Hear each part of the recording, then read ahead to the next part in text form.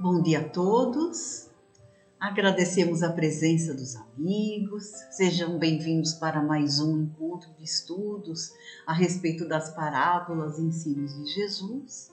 Meu nome é Fátima, sou voluntária do Grupo Espírita Fraternidade da cidade de Caieiras. Antes de iniciarmos, convido a todos para elevarmos o pensamento a Deus em agradecimento pelo dom da vida e pelas possibilidades de aprendizado. Que possamos compreender seus ensinamentos e vivenciá-los. O tema de hoje se encontra no Evangelho segundo o Espiritismo, no capítulo 9, Bem-aventurados aqueles que são mansos. O tema é a cólera. No item 9, que é uma mensagem de um espírito protetor, em Bordeaux, de 1863. Em suma, nos pontos mais importantes desse item, ele fala que na sua impaciência, o homem colérico se volta contra tudo, desde a natureza bruta até aos objetos, que acaba por destruir por não lhe obedecerem. Se soubesse que a impaciência e a exaltação não resolvem nada, que alteram sua saúde e até mesmo comprometem sua vida, veria que ele próprio é sua primeira vítima. Além disso, uma outra consideração deveria detê-lo: o pensamento de que torna infelizes todos aqueles que o rodeiam. Já no item 9 é uma mensagem de Hahnemann, e Hahnemann comenta no item 10, Segundo a ideia muito falsa que não se pode alterar sua própria natureza, o homem se julga dispensado de fazer esforços para se corrigir de seus defeitos, nos quais se satisfaz de bom grado, ou que lhe exigiriam muita perseverança para serem eliminados. É desse modo que aquele que é inclinado à cólera quase sempre se desculpa por seu temperamento, como se fosse o corpo o culpado. Antes de se considerar culpado, ele atribui então todas as faltas ao seu próprio corpo, acusando assim a Deus de seus próprios defeitos. Não há dúvidas de que há temperamentos que se prestam mais do que outros a atos violentos, como há músculos mais flexíveis que se prestam às exibições de força. Mas não acrediteis que aí esteja a causa principal da cólera, e podeis ter certeza de que um espírito pacífico num corpo guerreiro será sempre pacífico, e que um espírito violento num corpo debilitado não será por isso mais dócil. A violência tomará apenas uma outra feição, se não possuir um organismo apropriado para se manifestar, a cólera ficará contida e no outro será expansiva. O corpo não dá a cólera àquele que não a possui, assim como não lhe dá outros vícios. Todas as virtudes e todos os vícios são próprios da natureza do espírito. Convencei-vos, portanto, de que o homem apenas permanece vicioso porque assim o quer, mas aquele que quer se corrigir sempre terá oportunidade.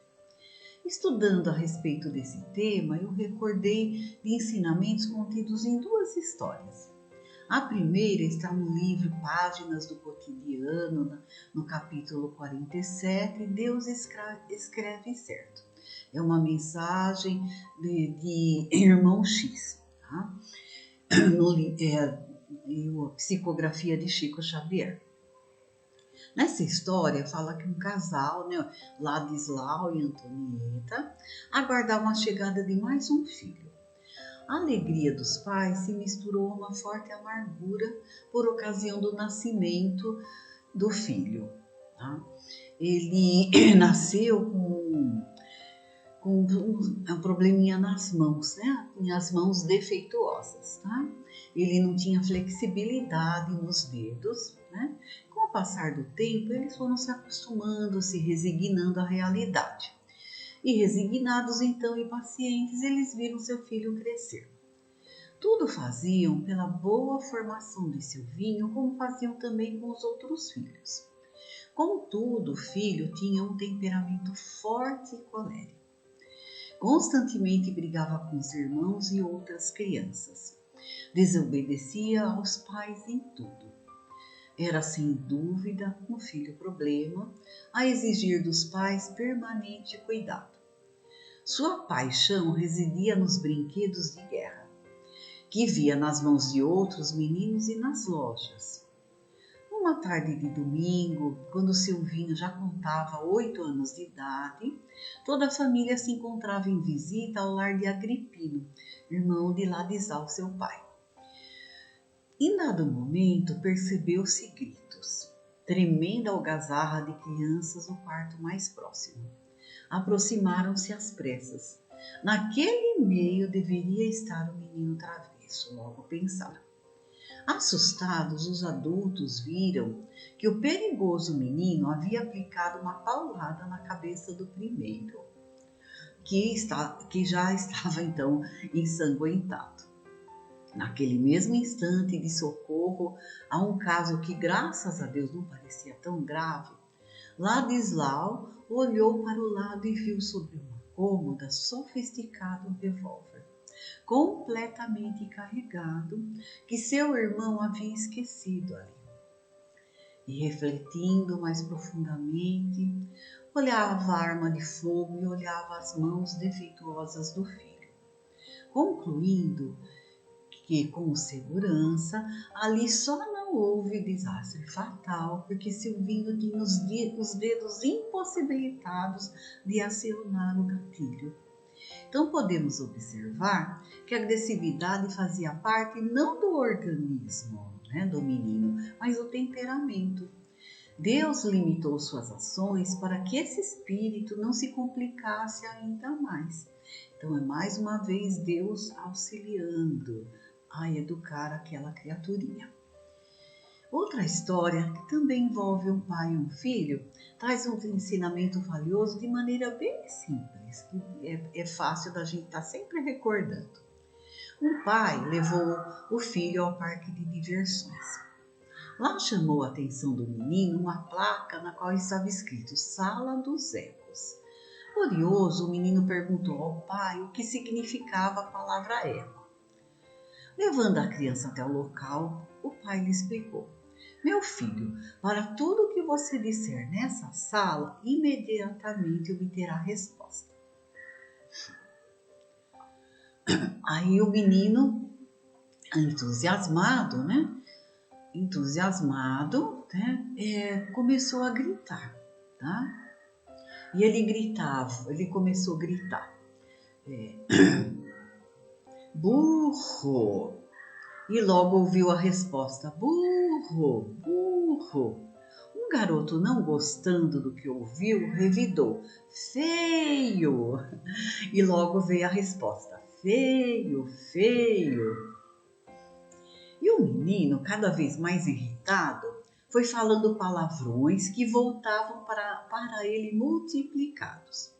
Então, desapontado e quase chorando, o menino pediu ao pai que o levasse embora daquele lugar, pois lá só havia pessoas mal educadas.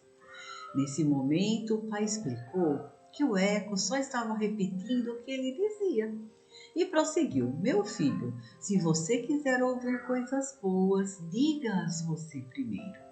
E o pai começou a dizer: lindo! E o eco respondia: lindo, lindo! E em seguida ele fala: eu te amo! E a resposta veio imediatamente: eu te amo!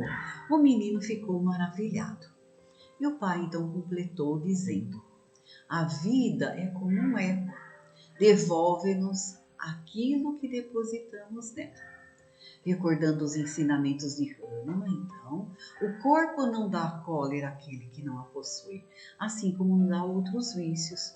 Todas as virtudes e todos os vícios são próprias da natureza do espírito. Convencei-vos, portanto, de que o homem apenas permanece vicioso porque assim o quer, mas aquele que quer se corrigir sempre tem oportunidade. Creio que temos material suficiente para refletirmos e trabalhar nossos sentimentos, como vimos no item 9, né, do Evangelho. Então, perguntemos também que impressão a gente está causando nos outros. Embora o homem que tem temperamento colérico não deixa de ter certas qualidades no coração, essa característica pode impedi-lo de praticar o bem e pode levá-lo a praticar o mal. Consultando nossa consciência honestamente sobre nossas atitudes, será que ouviríamos dela: que realizaste se não repetir até hoje o que fazia certo? Não deixemos para amanhã o que podemos fazer hoje. Quanto mais cedo modificarmos as nossas más tendências, mais cedo receberemos coisas boas da vida e das pessoas, como na lição do Eco. Muita paz a todos, um domingo abençoado, que Jesus esteja conosco hoje e sempre. Até um próximo encontro, fiquem com Deus.